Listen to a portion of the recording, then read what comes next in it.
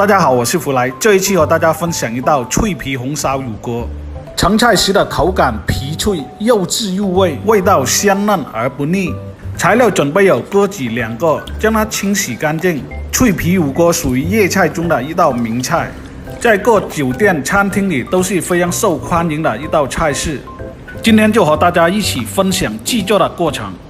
鸽子清洗干净后，下一步开始制作。第一步，将它进行焯水，目的是让它的表皮收紧定型。水开后放入鸽子，焯水的时间不需太长，15秒左右即可捞出。在购买鸽子的时候也是有所讲究的，标准的重量在450克是最合适的。下一步，将备好的卤水煮开进行卤制。卤水煮开后放入鸽子。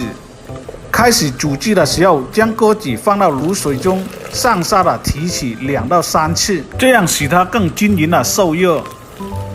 鸽子放入后，再盖上一层竹垫，用料包压住，这是预防鸽子飘出水面。现在可以关火，让它浸泡18分钟。这一步开始调制脆皮水，清水150克，白醋100克，红醋100克，麦芽糖50克。搅拌均匀，进行煮制。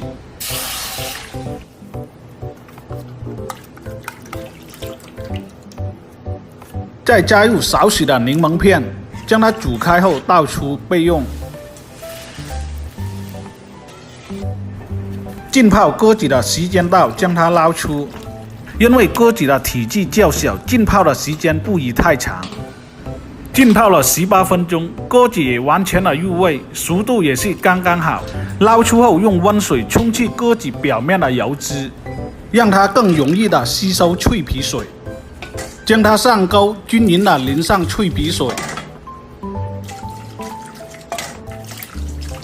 淋好后，挂到一个通风的地方，让它自然的风干，时间大概3个小时左右。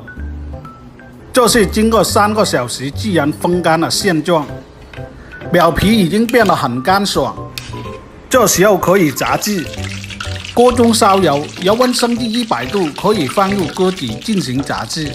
用勺子往鸽子的身上不停地淋油，让它更均匀快速地上色。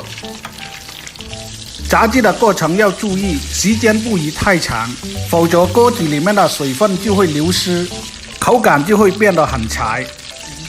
炸制的过程用时大约在8分钟左右，鸽子的表皮也变得金黄香脆。这时候可以出锅，可见它的表皮油亮而不皱，皮脆肉质入味，口感嫩滑，这就是脆皮乳锅的标准。在改刀摆盘的时候，依然还听见那松脆的声音。从浸泡、风干到炸制，这几个步骤都要把控好，才能做出一道完美的脆皮乳锅。一道经典的红烧脆皮乳锅就制作完成。